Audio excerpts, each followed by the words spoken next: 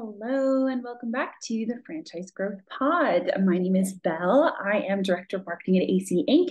And it's just me today. This is going to be a little bit different. Every once in a while, we come in with just an individual podcast episode from me or Angela or someone else on the team. And we are in the middle of fall, as of course you know. But whether it's fall or not, I am definitely one of the go-tos on the team when it comes to organization and productivity. And I just love talking about all things organization and productivity. So for today, we were thinking as a team, we were coming up with some kind of more fall episodes, switching it up a little bit. We've been doing a lot of academy content and field coaching content. So we thought doing a little organizational productivity episode would be an awesome topic for the fall. Because I have a whole organization structure and everything, I'm going to walk you through some of my top tips for staying organized, getting the most out of your time. It's something I'm super passionate about. I have a list, of course. So I'm going to walk you through kind of three separate sections of organization. Number one being inbox management, number two being time management, and number three being project management. So I'm going to walk us through some of my tips under all of these. And just to be clear, these are not like organization and productivity tips that are just like from a blog post or something. These are things I actually use every day, things that we've implemented as a team in some aspects to make us more productive, more organized, more efficient, and more able to spend time focusing on clients and our education and our courses and all our upcoming projects. So I'm going to start with inbox management.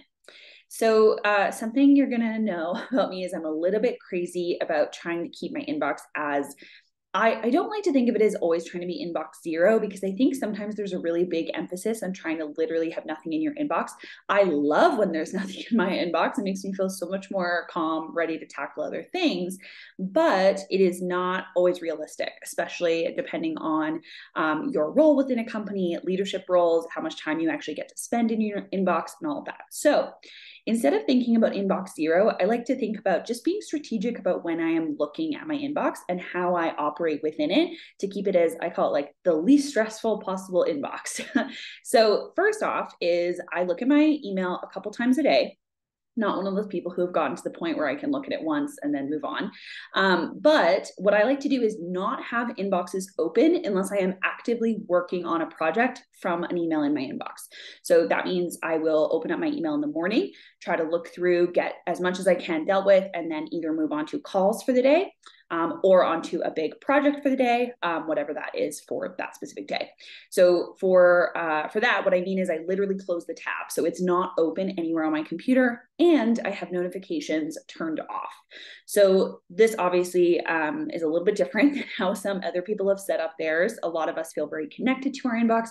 I actually don't feel super connected to it because I make that time to actually have it closed, not looking at it, not being in it, just strictly focusing on either calls or projects.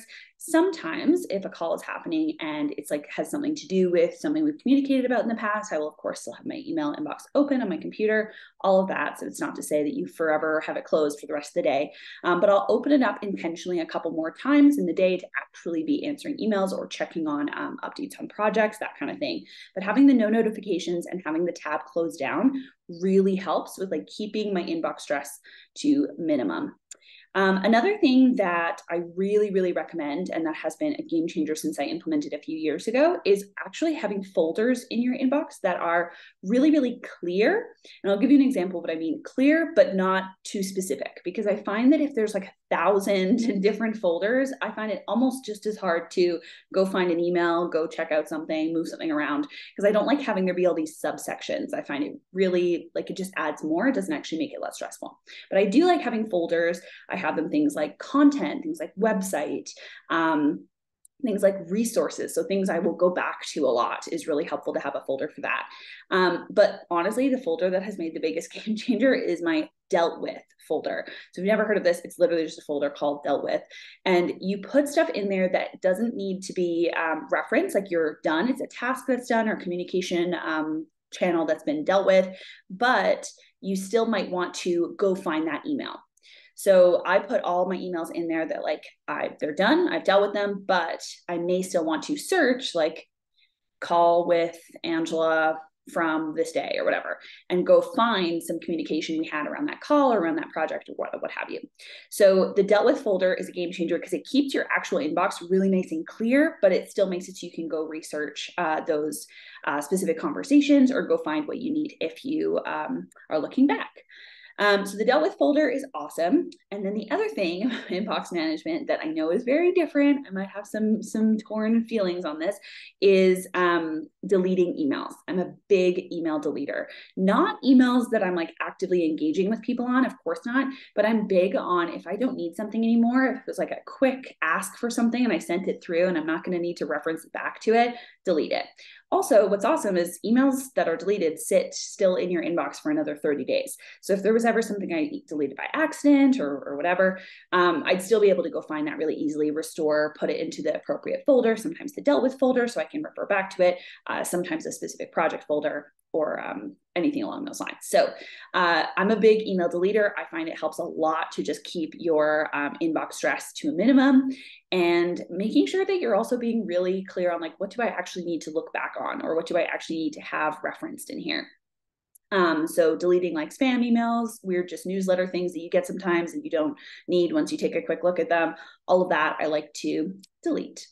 So that's some top inbox management tools that I would really recommend in terms of just keeping, again, that inbox stress to a very, very minimum without having the stress of constantly hearing like inbox zero or like getting through everything in one day, because I think that can be a bit unrealistic sometimes, depending on your role.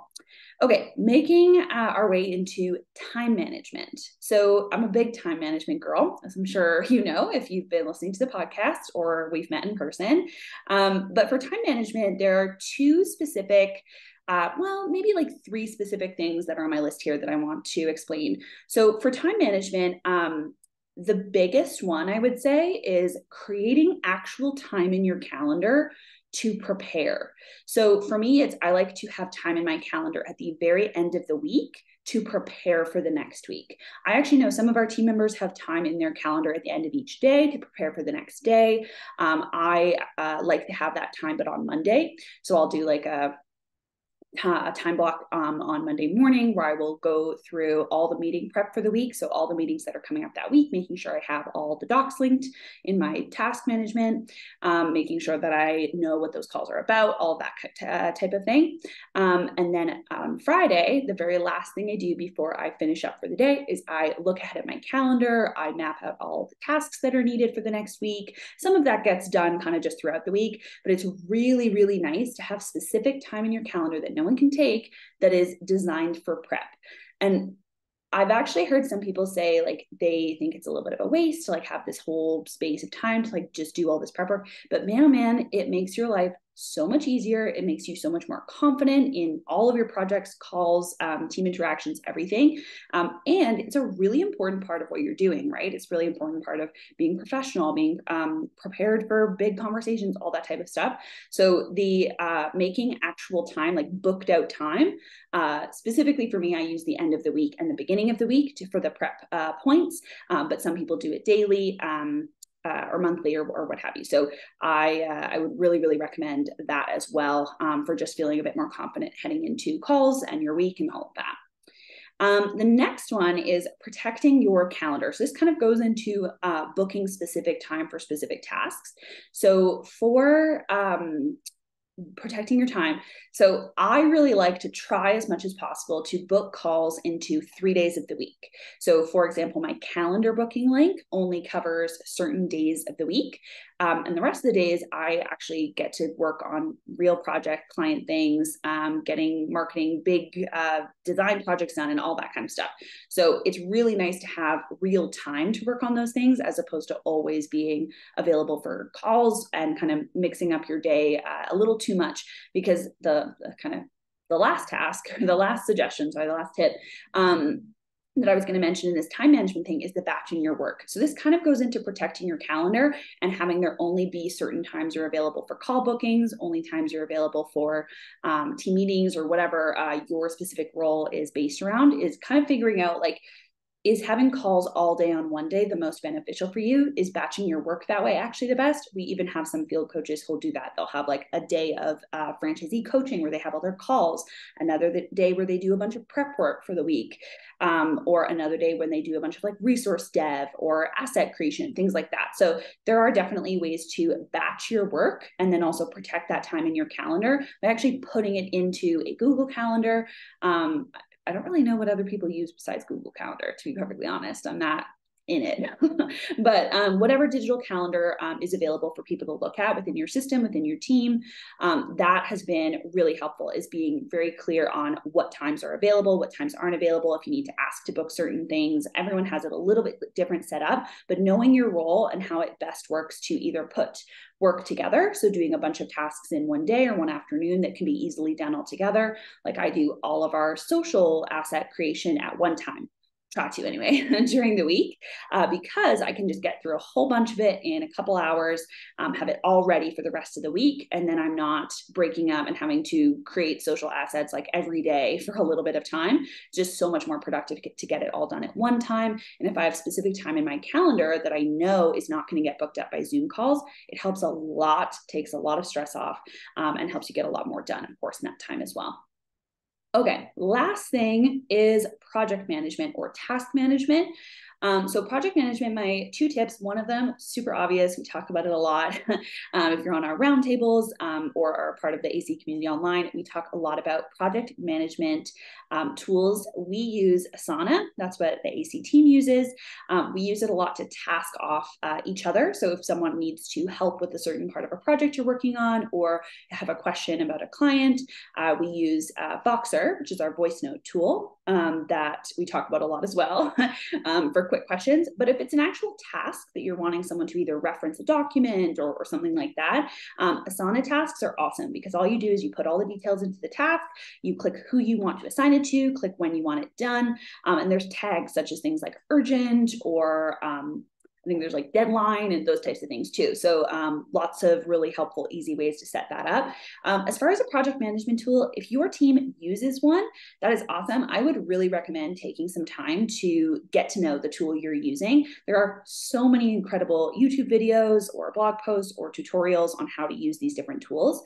And if you're like, I don't know which one to use, or I've tried this one, I didn't love it, something good to keep in mind is they're all very similar and they're all going to have slight pros and cons. Like I have yet to find one that has every single thing I would ever want, all built out perfectly custom for me. But once you get to know a tool, it's actually really nice and easy to learn a bunch of others. So Monday.com, ClickUp, I've used ClickUp, Asana, there's a whole bunch of them that are all very similarly built out and will just have different pros and cons. You can look up those online as well, of like what different tools have that others might not. And you'll start to really get a feel for that a lot of them do have very similar features. They're designed to be used very similarly. So really just getting to know one and being really confident and knowing, and again, not being a pro, you don't need to know every single, shorthand code on the keyboard for it or anything like that, but just knowing how to organize your tasks for the week. I'm a big digital planner girl. My whole life was planned through Asana. I planned my wedding in Asana, like everything. And it's really, really nice to just know that you have somewhere that everything is organized. You have and even if it gets a bit messy, just to know that you have somewhere where all the information is stored and your tasks for the next week are laid out. Really, really nice to have that. And it honestly really does change the game. Some people like a whiteboard. Stephen on our team loves his whiteboard. Some people love it, a physical planner. But whatever you have, any type of system or tool that you use, leverage it. Really, really get into it. It really does make such a difference when you have everything all in one place, as opposed to feeling like there are 1,000 little sticky notes all over your desk. But the big one I was going to talk about with the project management is the creating workflows or systems.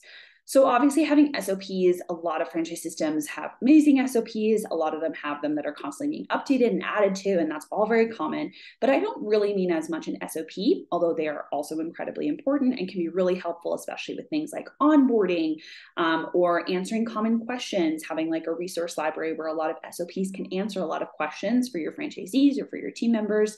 But what I mean by creating a system or a workflow for your tasks, I actually mean doing the tasks similarly every time.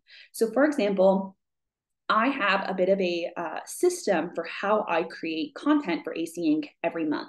So I do it very similarly, where I will build out our big content or our long form content. If you're a marketer, that's what we call it, such as our podcast episodes and our blog posts or articles that we're writing. So anything that is a bit longer format that takes a little bit more time to put together the topics, the questions, the episodes, or the articles.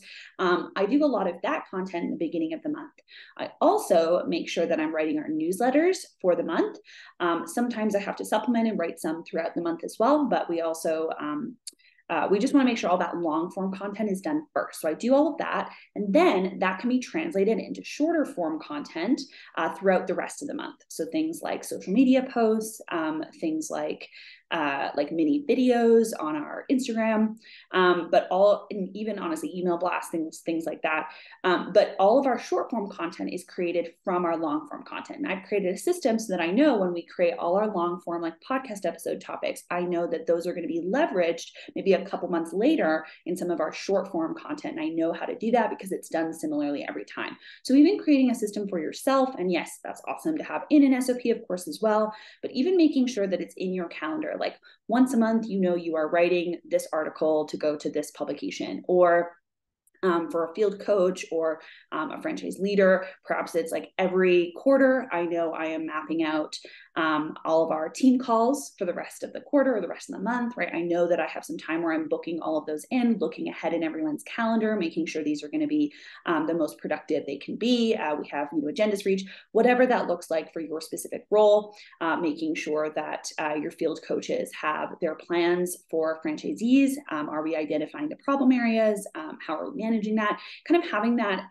booked into your calendar, booked into your tasks is going to be really helpful for making sure that's done similarly. And then work feels honestly less, it feels like a less big of a task when it's done very similarly, or there is a system that you're working through for those tasks every month, every week, every morning, or whatever task we're talking about and what that timeline looks like. So that's a really, really helpful one. And that can be something written out, as I said, in an SOP that you're kind of just building into then your own calendar or your task management, in your project manager or your physical planner or whatever there.